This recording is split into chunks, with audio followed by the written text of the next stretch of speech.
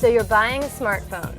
Most have large screens, super fast 4G data connections, and apps for just about everything. So how do you choose? I'm here with Mike Geekus, Consumer Reports smartphone specialist, who has some tips. Mike, what's the first thing I have to think about when I'm buying a smartphone? The choice for most people will be between an iPhone and a phone that runs on the Android operating system. So what are some of the pluses for the iPhone? Well, one, they're compact, so they're easy to carry around. They're relatively small. Two, the operating system is incredibly easy. It's easy to master. It's hard to get lost on it.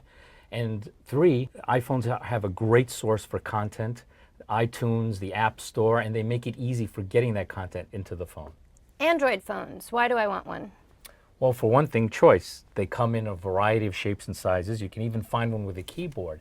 And the operating system can be customized more easily. For example, you can change the desktop to show you more of what you want. Of course, on the downside, less technical people may be intimidated by all these options. And some of the larger screen phones may be a little hard to handle. I could see that. This one, for example, doesn't even fit in my bag. But it's not just Android and iPhone. There are other options, right? Right. Windows phones, for example, are simple and they're easy to master, but you can change their look and feel a little bit, and a lot of people like that. So once I've decided on an operating system, there are tons of features to consider. Camera is one example. It seems like they're doing amazing things with the cameras on cell phones. Right. Cameras are better than ever, but they're also smarter than ever with features like smile detection and even some other features that will delete a person who sneaks into your picture. So are there any other must-have features? A long battery life. In today's phones, with what they do, you want them to be able to keep up with you. And in our tests, we found some phones that have talk times up to and exceeding 24 hours. Another feature you want to consider is voice recognition. When you can't touch the phone screen, it can really come in handy. For example, if you want to place a call, make a calendar appointment, or just look up something on the web. Where's the nearest coffee shop?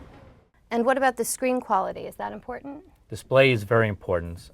If videos and movies are important to you, you'll want a large display that's sharp enough to show them the best they can be. So we've been talking about all of the extras, but what about when it comes to a phone's day job, making phone calls? Yeah, well, on that front, phones haven't really progressed very much. They're still not as good as the phone that may be hanging on your wall in the kitchen. In our tests, voice quality for most phones is good, which is fine for most situations. But when you're outdoors or when there's a lot of background noise, you may miss a word or two. Thanks so much, Mike. I'm Amber Tentoff for Consumer Reports.